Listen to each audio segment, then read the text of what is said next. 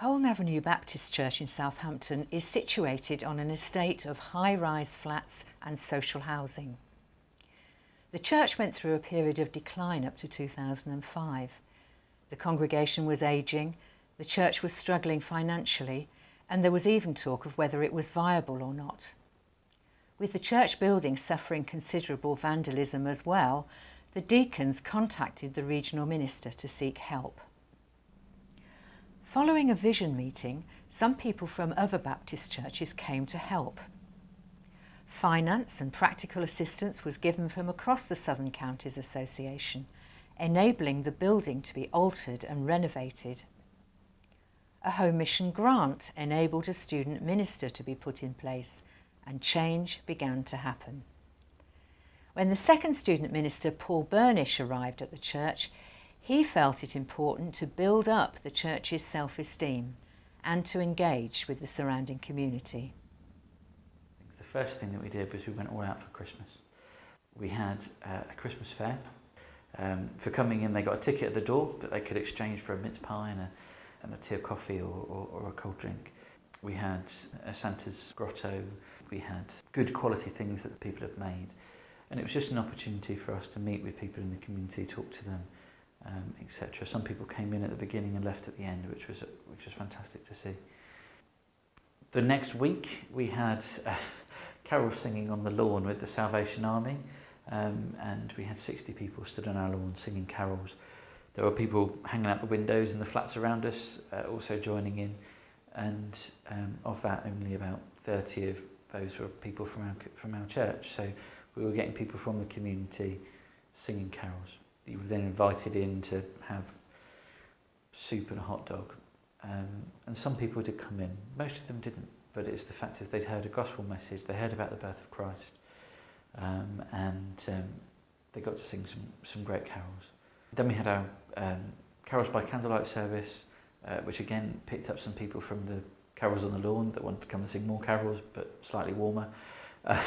And then we had a midnight communion service, which was the first one that the church had ever held. And we had 30 people attend that, of which 10 were from church and 20 were from outside that had just seen it on the leaflets that we put around the area. This then carried on.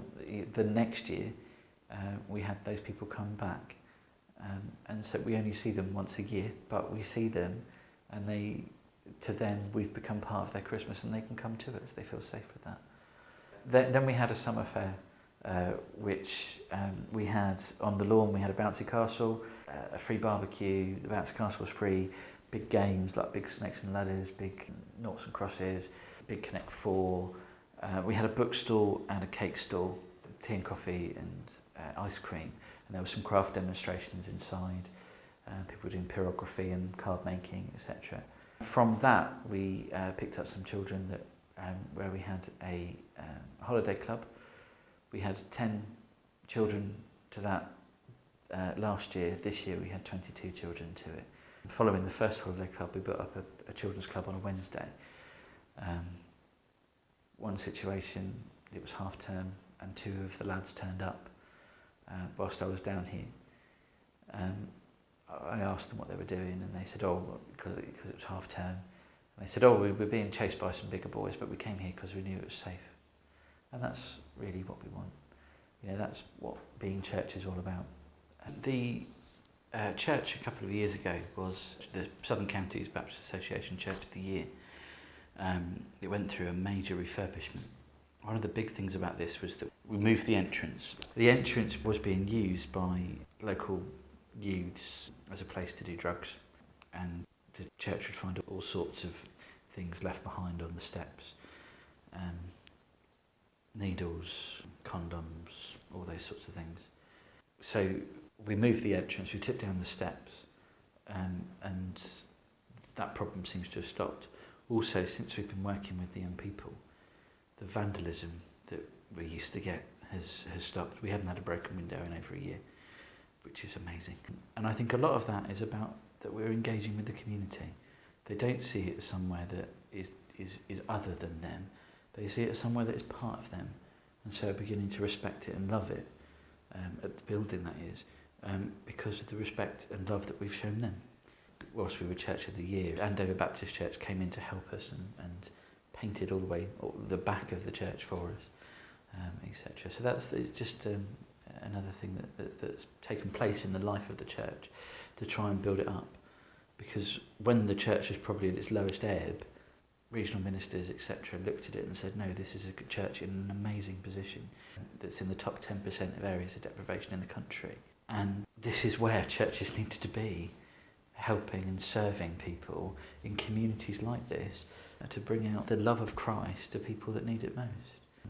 When I came to the church, I went into the local shop and was chatting to the people in there. And they said, oh, what do you do? And I said, oh, I work at the church down the road. And they said, there's a church down the road. So I thought, well, this really has to change. And then recently at our church anniversary, one of my deacons bumped into a gentleman that she knew who said, what have you done to the church? It's become alive. So we've gone from the church that everyone thought was shut to the church that no one goes to, but at least it's becoming their church. It's becoming the community's church, and they turn out for the things that we do and they support us, and we try and support them as best that we can.